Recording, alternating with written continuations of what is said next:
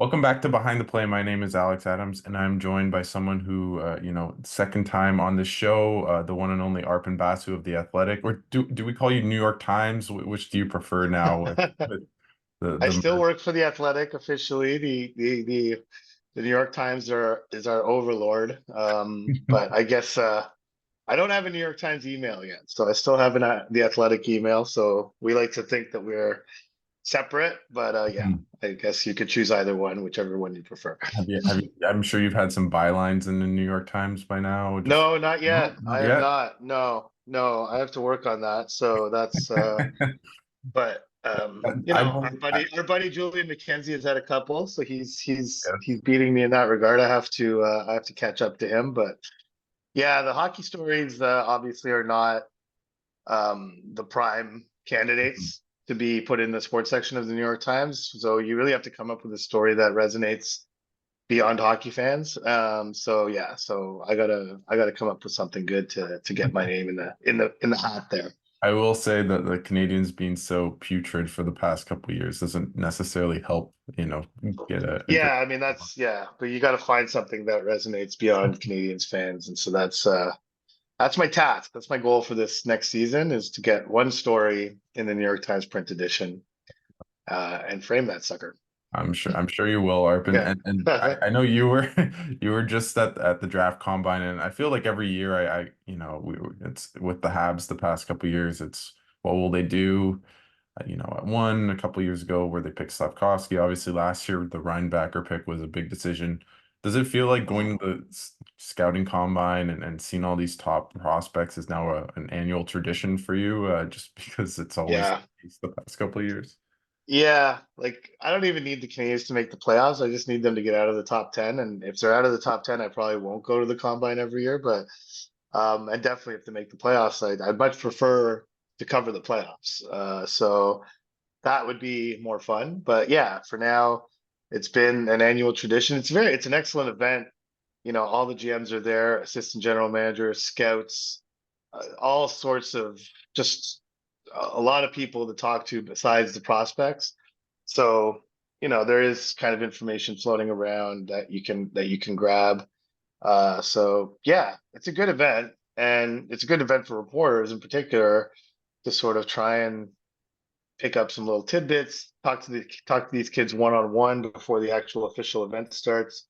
Um, didn't have much of a chance to do that this year, but I did get a sit down with Caden Lindstrom, which was interesting. Really good kid.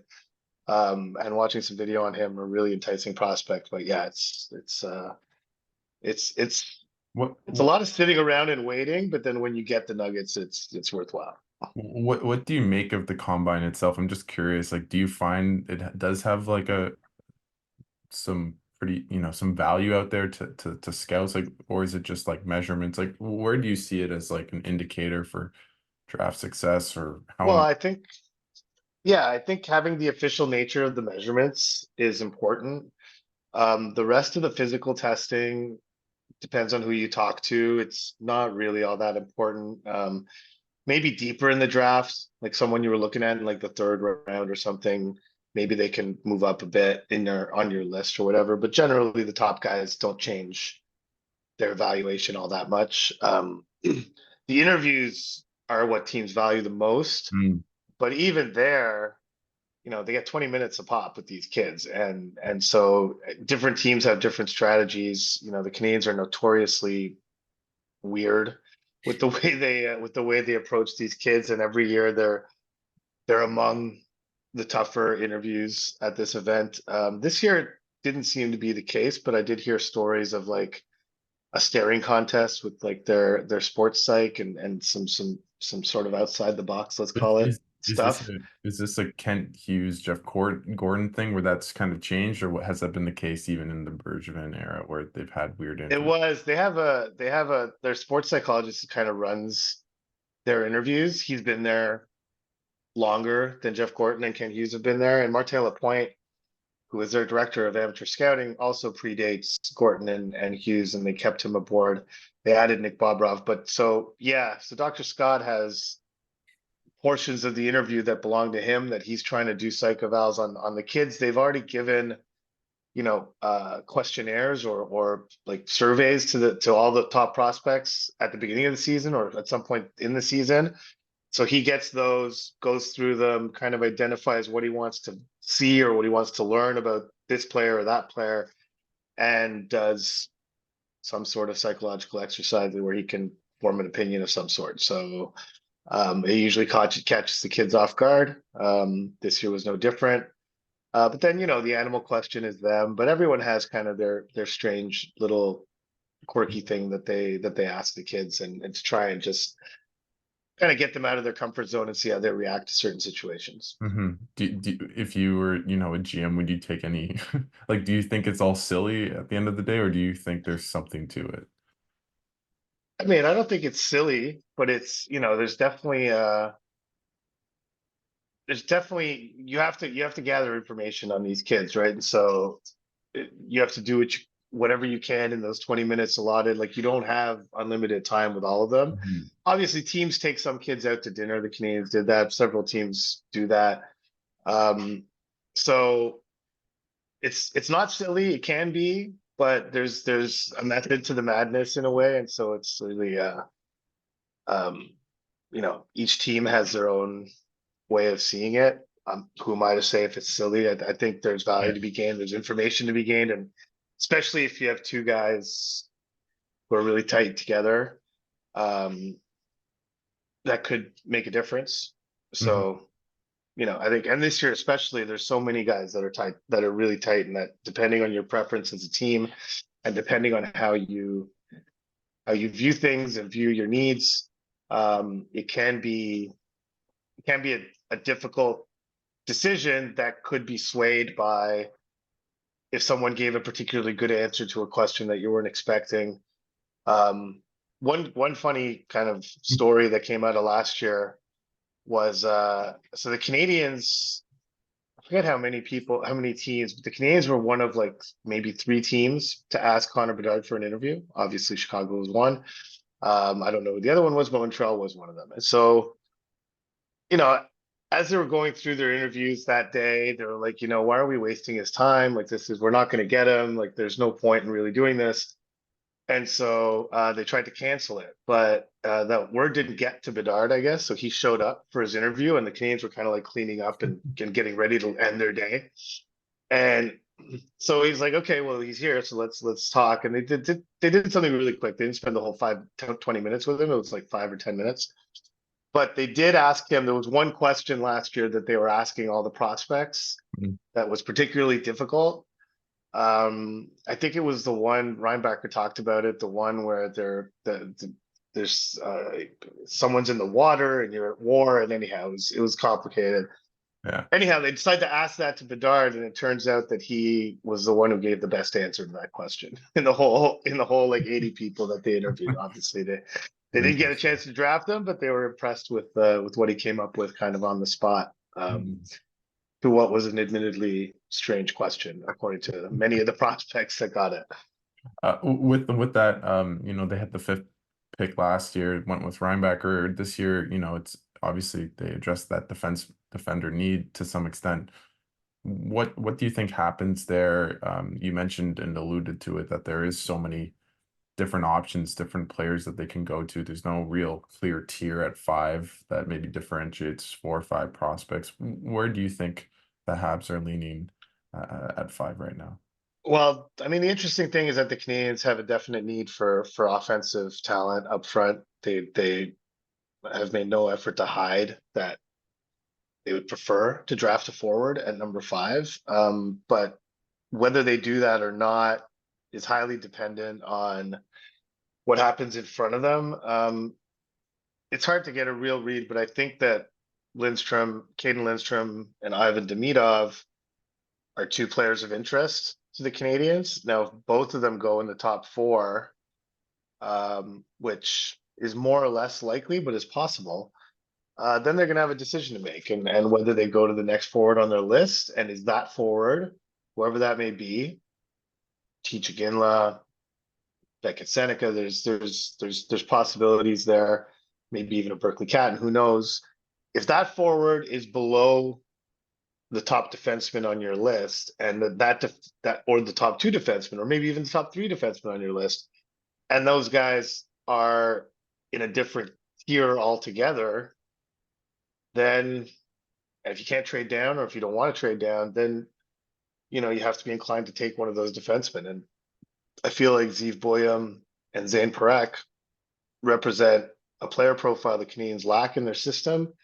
Canadiens fans might melt down if they take a defenseman again, but if they're forced into it, I don't think they'll hesitate to do that. I don't think they're gonna, Mm.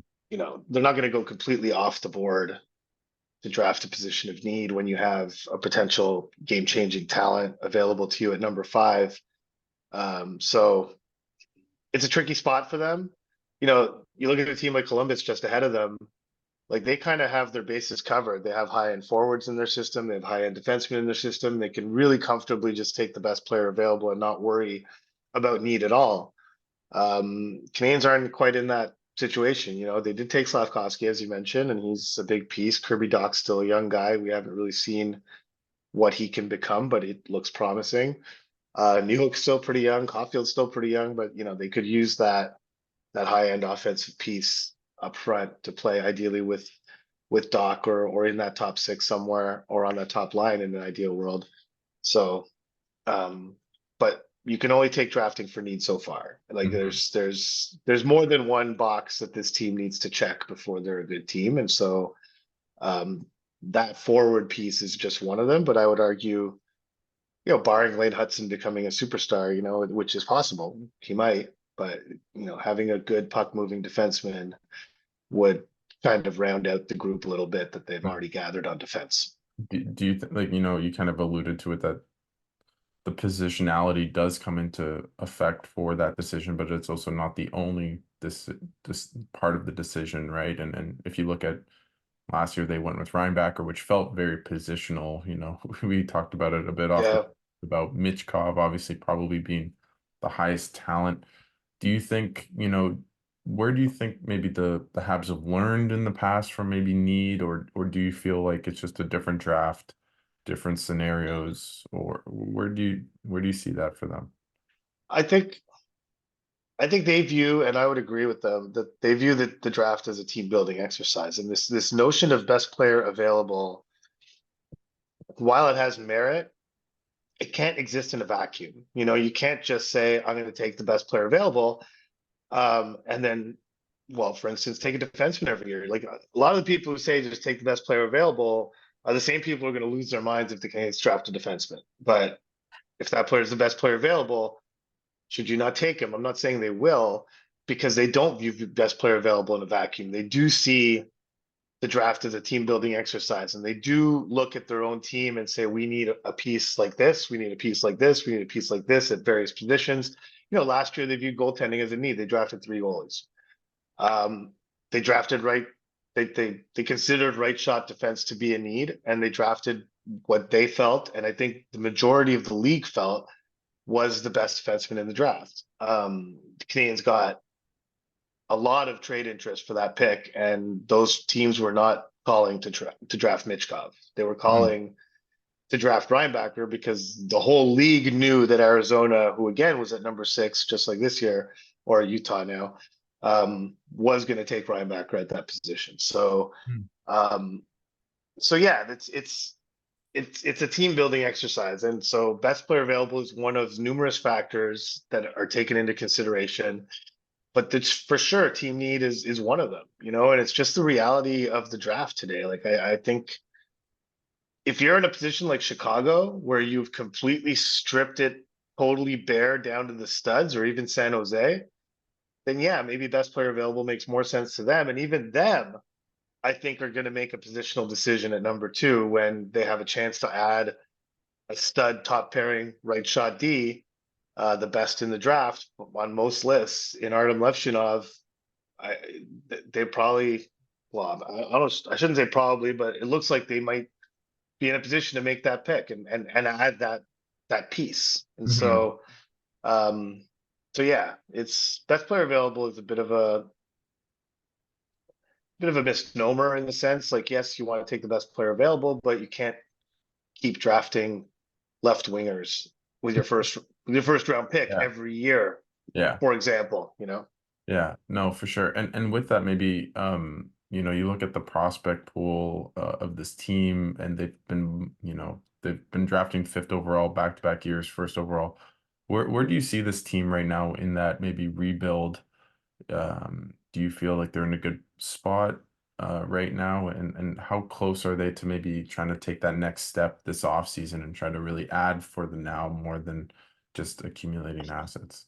Yeah, I mean, I think the team's goal is to be a Stanley Cup contender.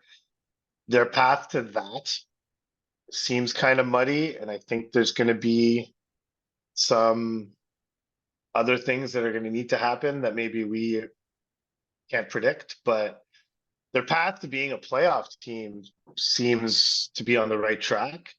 It's making that next jump, like you look at Carolina, for instance, excellent team.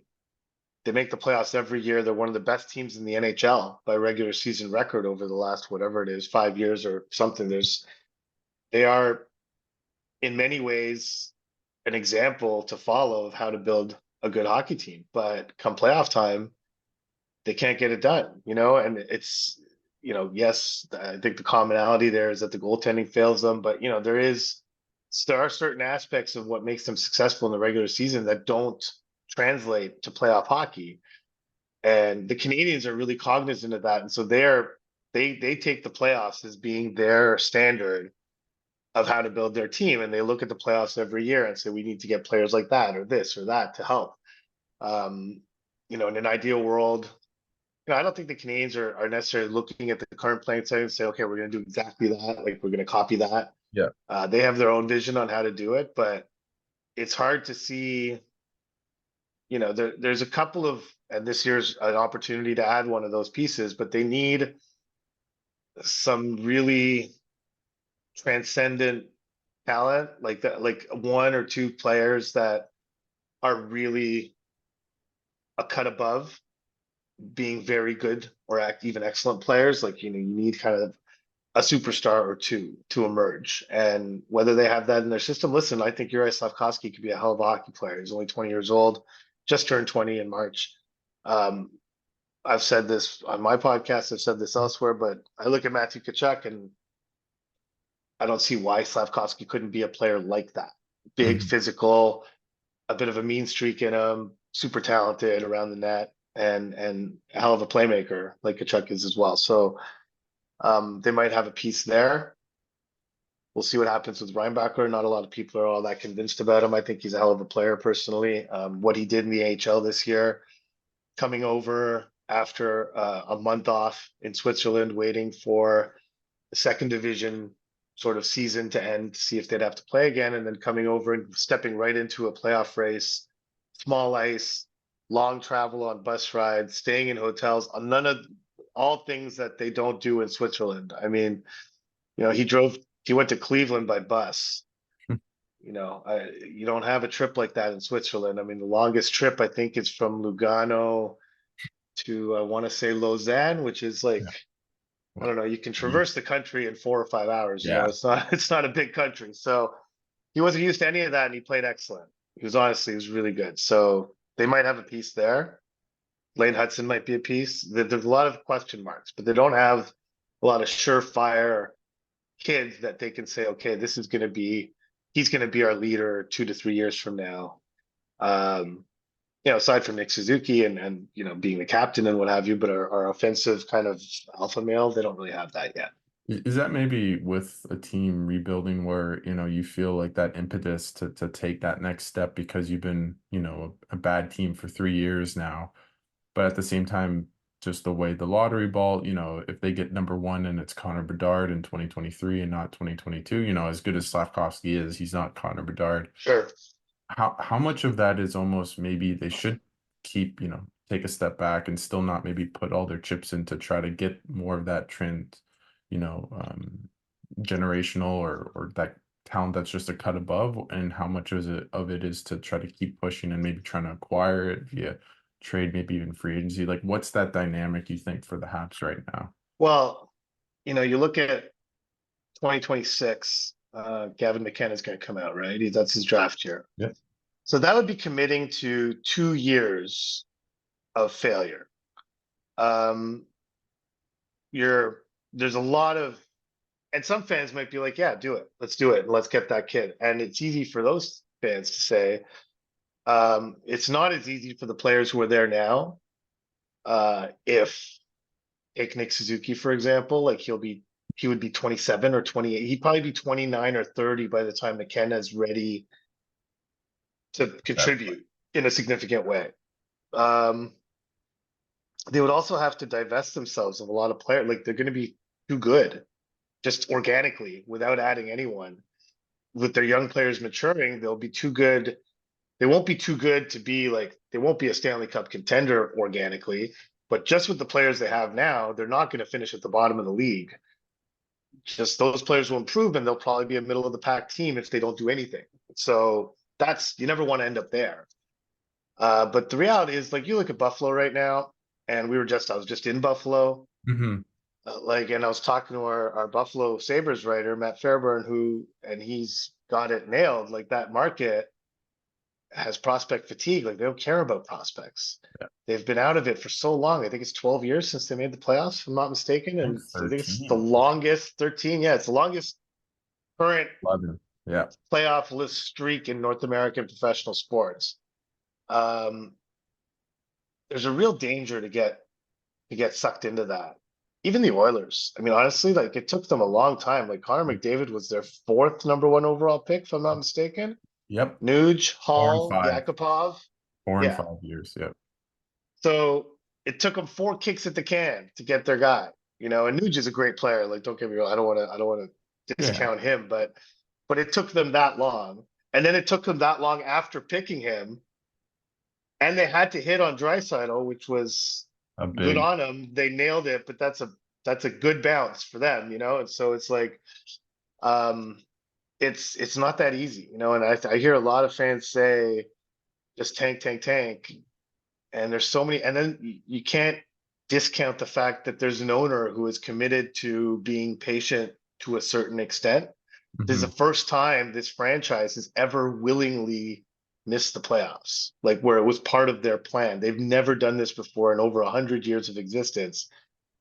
The owner was willing to do it, but there's only so long that he's willing to do it. I think there's some degree of desire on ownership's part to see some kind of progress here. So there's a lot of balls in the air. And if it was as easy as tanking every year, then every team would do it. But it's not easy. There are business considerations. They're the player. Like there's a certain culture that you want to develop. It's not as easy as just stripping it bare. And we'll see what happens with Chicago and San Jose. Maybe they have it right, and maybe it'll work. We'll see. I look at that Chicago team, and as great as Bedard is, and as great as, let's say, Levshunov is or Demidov is, and Korchinski and some of the other young guys that they've added, it's going to take a long time for that team to be good. They have a lot of things to do that go beyond just drafting players before they're going to be a good team. And so are their young guys going to be able to live through 3, 4, maybe 5 years of being bad? We'll see what happens. It'll be interesting. Maybe they have it right. But isn't it almost interesting where the Habs in 2021 with that miraculous Stanley Cup run felt in that mushy middle, and now this team after 3 years might be heading towards that as well, where they're good but not good enough to be a contender, but not good enough to get those lottery balls for a Gavin McKenna in 2 years and stuff like. So what do you think about, you wrote a little bit about maybe trading for a player like Necas? What do you think the Habs do? Maybe trying to. Well, I don't think Marty Necas is the difference between mushy middle and cup contender. So it's like it's a series of decisions and moves that have to be made. I look at Dallas and Florida as 2 models to follow. Generally, just consistently making good decisions over and over and over again. And yes, maybe the Matthew Tkachuk trade is not something that can necessarily be. It doesn't happen every year. It very rarely happens. They had to have Jonathan Huberdeau and Mackenzie Weegar to make it happen. Um, but the Sam Reinhart deal was a sick move by them. Gustav Forsling on waivers, like they just had all these good hockey decisions over the course of 4 years or so, ever since Belzito was there. And it's culminated in this, where they're in the Stanley Cup final for a second year in a row. They're up 2-0. It's so that's doable. And Mhm. honestly, you look at the Canadiens' track record since this administration came in, the only decision other than the draft, which a lot of people have questioned, but the only real player personnel decision you could maybe question and is the Arturi Lehkonen trade Yep. for Justin Barron and a second round pick. The Canadian second round pick this year is Colorado's second round pick. Um, that's the only one, just because Justin Barron, and that's not to say Justin Barron's not going to pan out. He might be a player for them. In which case, that trade would look a lot less bad. But everyone sees Lehkonen having great success in Colorado, and they wonder, did the Canadiens get enough, or even worse, should they have kept him? And every trade they've made, and honestly, Ken Hughes has been one of the most active general managers in the league since he took office. I was going to say since he got the job. Hmm. Um, a very very high percentage of those moves have been good for the Canadiens, and so if they keep doing that and keep adding the right talent in the draft, the combination of the two could lead to them not being in the mushy middle. It's but that's a high bar, like Dallas hitting in the draft the way they did year after year. Jason Robertson later in the draft, Wyatt Johnson later in the draft, Jake Ottinger later in the draft. I mean, they've had a lot of hits there, and so there's different ways of going about it. But ultimately, at the end of the day, it comes down to making smart decisions and making way more smart decisions than bad decisions. And so far, I'd say the Canadiens have largely done that. But now it's the hard part. Now they're going to Mhm. have to make some more impactful smart decisions.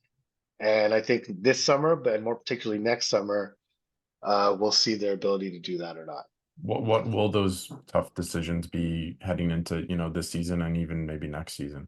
Well, this administration came into a cap strap team, right? Carey Price's contract has 2 years left on it. So next summer, he'll have one left, but they have a lot of money coming off the books this year. Legacy contracts from the Marc Bergevin regime. And when I say that, I should mention that one of his legacy contracts is Nick Suzuki's contract, which has really provided the financial framework for this whole forward group and has created a ceiling basically for these young. And we'll see what Slafkovsky's contract comes in at. But if it comes in under Suzuki's number, Ken Hughes should send Marc Bergevin a nice flower arrangement with some edibles in there. But Yoel Armia's one of Bergevin's last contracts. That'll be off the books after this season. Christian Dvorak, same. David Savard, the same. All Bergevin acquisitions. So that alone, just those three guys, that's $10 million coming off the books. So it's now they're going to start having some money to play with, and now they're going to be in a position to spend that money either on the free agent market or through trades or what have you, and make bigger moves as a result. So that's why I say, like, so far it's been a little easier to make those moves because they've been cap strapped, and so they're limited and they're in a rebuild, and so they're making moves that are solely development based and acquiring draft picks and acquiring prospects and things like that. Like those moves are easier to make than players that you're going to go out and get from another team and plug them right onto your second line or first line. Like those are more impactful trades. So we'll see. We'll see. But the Canadiens are entering that phase where they have to make those decisions and make those moves that will elevate this team to a trajectory that's higher than what it's on right now. With alluded it to Slafkovský and his, he'll be able to sign an extension later this summer. You wrote an interesting article and you just touched on it that the Habs are trying to get him under that Suzuki number or around there at least. What do you think Mhm. happens there? Do you think that's going to be a bridge deal potentially? Do you think it'll be a long term like a Caulfield and like Suzuki where they signed up for long term? What Well, do I think, yeah, I mean, I think they're going to sell him you on that. that Nick and Cole signed these deals, they're they're in. Um, and if I can imagine the Canadians pitch, they would be just like, we want you to be in too, and we want you to be in with them, like at that number more or less. Like Cole accepted it. Um, and so that's what they're aiming for, and that's again, that's why I mentioned the Bergevin signed that deal with Suzuki. That was his second contract. Cole's second contract created a sort of a team standard that coming out of your entry level, if you've earned a big contract, this is kind of the number you're looking at. What makes it complicated is, your Slafkovsky's agent is Jerry Johansson out of Edmonton, who's also Brendan Gallagher's agent, Carey Price's agent. And most agents don't look at the salary figure, they look at the percentage of the cap. Mm-hmm. And so what percentage of the cap are those salaries taking? And when Nick signed his deal and when Cole signed his deal, the cap wasn't all that different because it was only going up like $1 million a year. And so their percentage is roughly the same. It's around 9.5% or something like that of the cap at the time that their contracts kicked in. If Slafkovsky's contract kicks in, Slafkovsky's contract would kick in not next season, the season after, so 25, 26, at which point the cap could be, actually will be at least $92 million, probably more than that.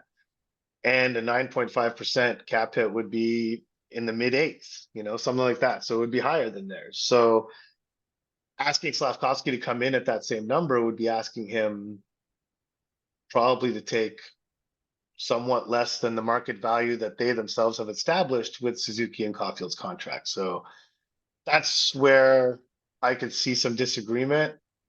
I think the Canadians would sell it like Nick's our captain. You got to come in under that. Could still, and maybe there's ways around that. Like if Slafkovsky's representation doesn't feel comfortable with that, you go on a slightly shorter term. So you sign him for 5 years and or whatever. There's some way around that, but that's going to be an interesting number if that contract gets taken care of in the summer. Hopefully early July. I don't want them to drag this into August while I'm Yeah. on vacation. But yeah, it's going to be an interesting number because of that changing financial dynamic. As I wrote in that story you alluded to. Same thing applies to Caden Gooley, and same thing applies really to all the players coming out of entry level across the league. Is that you're coming out into a much more robust financial NHL compared to the one that involved the players paying back what they owed from the COVID years. So we could see a significant jump in player salaries, and so there's going to be some shocking numbers that come out when players sign contracts, and people just have to get their heads around the fact that it's not the same world that they're operating in. I mean, Yeah. when Nick Suzuki signed his deal, which was a year before it expired, his entry level expired, but when he signed it, the salary cap was $81.5 million. There's already $6.5 million more than that. That's a whole second to first line center or Yeah. forward more than that, or a significant piece on defense. Like that's a hell of a player you could sign for $6.5 million. It's a big difference. So I think kids were going to be eligible to sign contracts this summer and Mhm. especially next summer.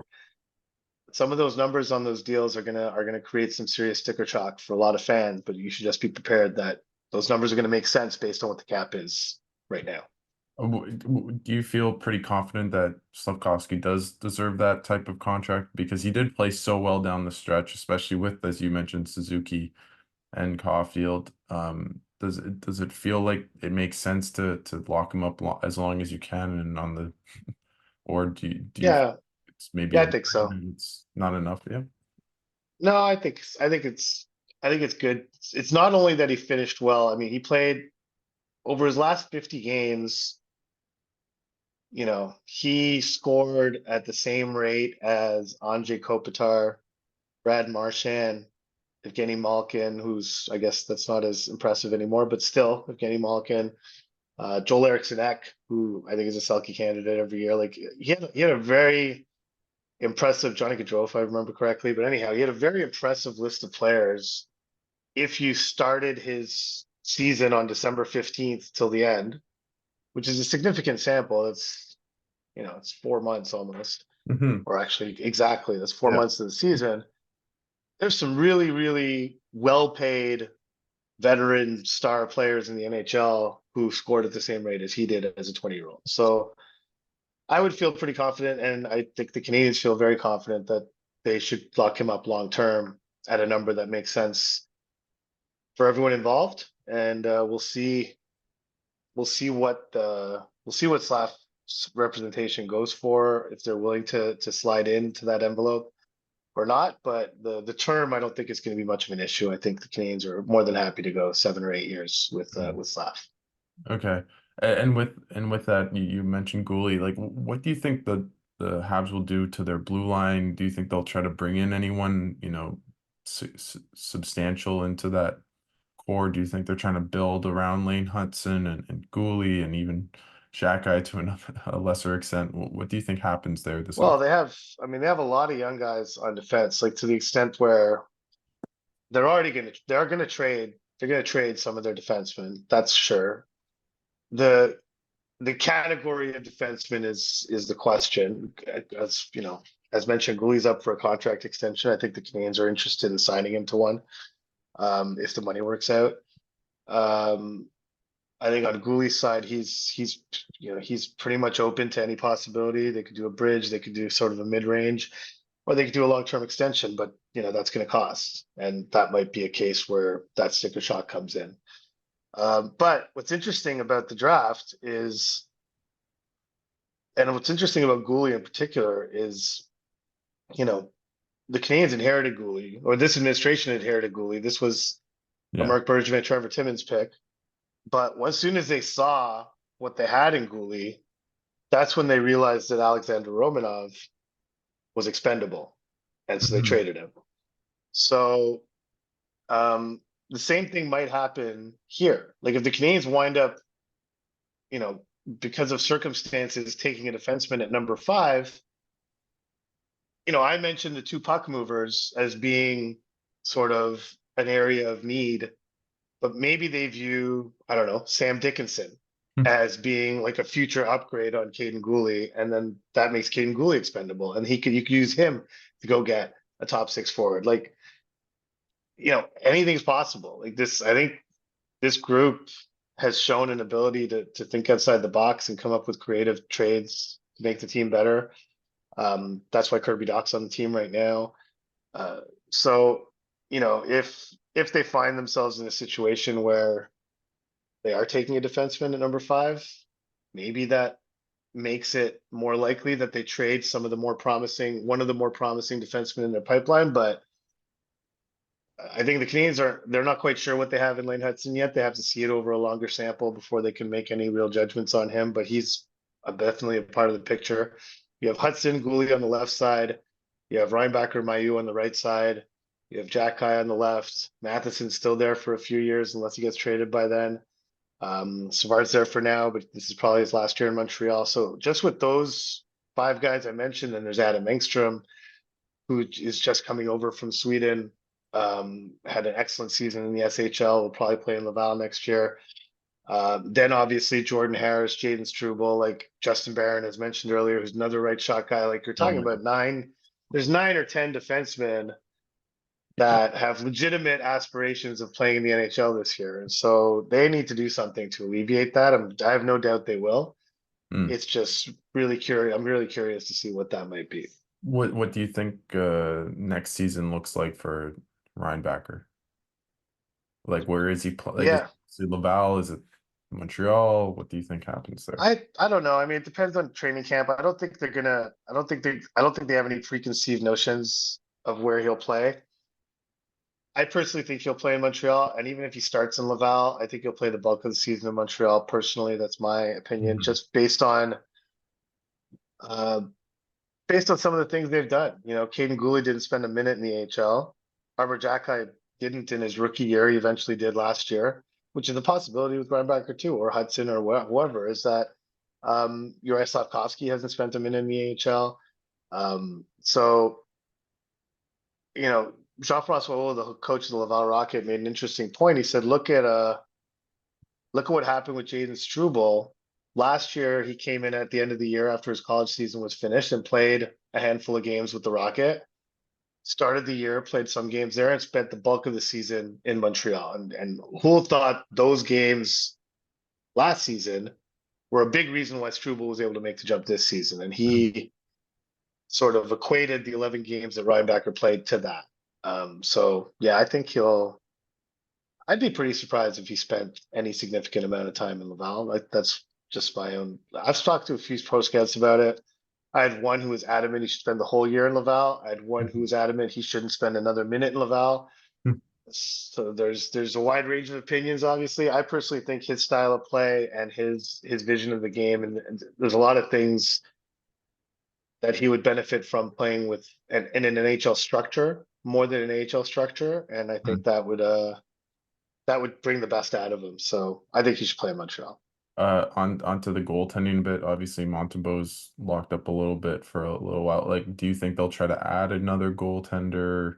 What do you think they'll do there, or just ride Montembeault like they kind of did last year, especially after they traded Allen? Yeah, I don't think they're gonna add a goalie. They actually made like Mm-hmm. a sneaky good signing where they signed this guy named Connor Hughes out of Okay. Switzerland. Yeah. So he's probably going to form a tandem with Jacob Dobesh in Laval. You have Montembeault and Primo. I think Primo is going to get more games than he did last year for sure, and probably play at the same pace as he did once Allen was traded. So the Hughes addition, and he's no relation to Ken Hughes, by the way, just in case anyone's wondering, but that shores up their goaltending situation. So I don't think they need to add anything. And frankly, pipeline wise, Jacob Fowler and the kid Volokin in Russia are two very promising players. Like Jacob Fowler's probably got one more season at BC before he turns pro. Volokin, 2, 3 years away in Russia, dominated the junior league in Russia this year. So you're looking at two really promising goaltending prospects. If one of them hit, they're in good shape. And the length of Sam Montembeault's contract creates that timeline basically for Mhm. to see where those two guys are at. So I think their goaltending situation is in pretty good shape for the near Mm. future. I want to, I remember last year I asked you about Marty St. Louis and if he was the right guy to lead this team to the next level. And, it's a year later, and I'm going to be asking you basically the same question. Mhm. What do you think about maybe St. Louis? What Seeing him last year coach this team? They were in a lot of games, but they just weren't talent-wise good enough. Do you still believe that is this maybe the year that we find out that St. Louis is the right guy or wrong guy for the job? I think he's the right guy for the next couple of years. They picked up the option on him, so he's got 3 years. And I think that's a fair amount of time to make that determination because within those 3 years, he should have the talent to be, at the very least, a playoff team, if not a team that could win a round or two in the playoffs. And so, we'll see. I think he he is that guy. Mm, I think he will be able to do that. We just haven't seen it yet. He hasn't really shown more than an ability to be a developmental kind of coach, which is fine because that's what's being asked of him right now. And so while I believe that he can make the transition to coaching a competitive team, it's hard to know without seeing how he behaves in that environment. Like for instance, St. Louis hasn't really been publicly challenged yet. This is a very difficult market when you're expected to win and you don't. He hasn't experienced that because he hasn't been expected to win. And so basically everything he's done or said has been treated as gospel. At some point, he's going to be criticized for the decisions he makes. How is he going to handle that? How is he going to handle that expectation to win? Is he going to be as patient with mistakes or with certain young players? Is he going to be able to? Because even when the team is more competitive, there's still going to be young players integrating the lineup. yeah. How do you change your developmental bent when you're expected to win? Can you live with a kid who makes a turnover at the offensive blue line and gives up a 2-on-1 and you lose the game by a goal and you needed that game to get to solidify a playoff spot. We haven't seen him in these situations. So, you know, Marty St. Louis was a very competitive hockey player. He knows about competitive hockey. He knows the standard required in the playoffs or late in the season to win and to have success. So that makes me believe that he'll be able to do it, but I can't say it with any degree of assurance until we actually see how he reacts, because so far Marty St. Louis, the coach, has not been anything like Marty St. Louis, the player. So Mhm. it's like he's been a completely different guy.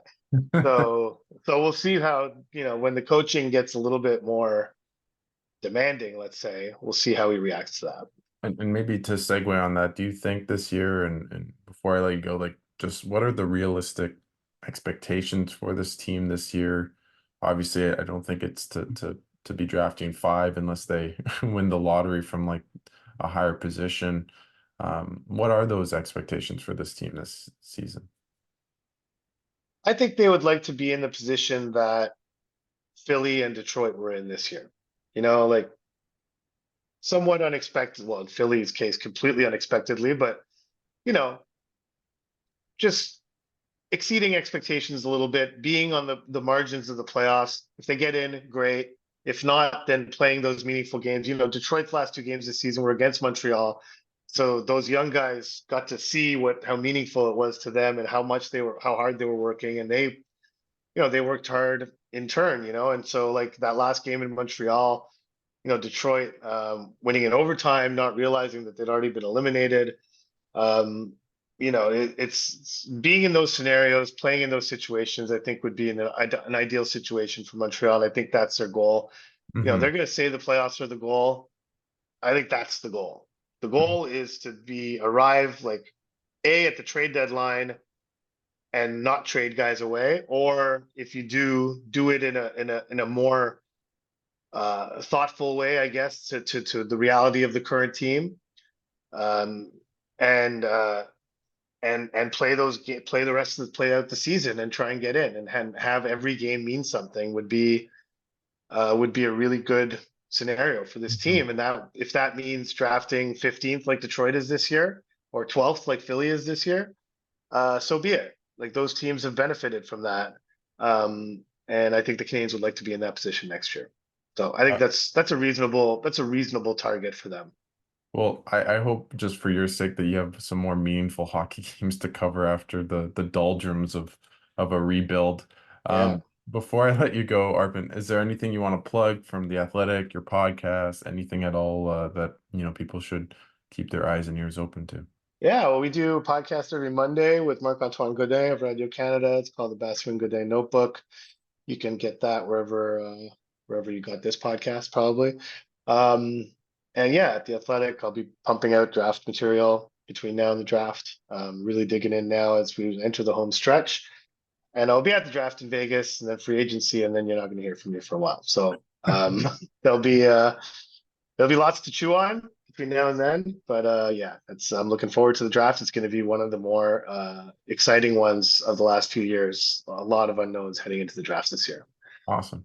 Well, thanks so much for taking the time and doing this. I hope it's a fruitful draft as it always feels like it is for the Habs in the past couple of years. And good luck and enjoy your summer when when July, I don't know, 4th or 5th or whenever you get off comes and you take a bit of downtime. But I thanks think so I'm gonna go dark around the same time as Cap Friendly.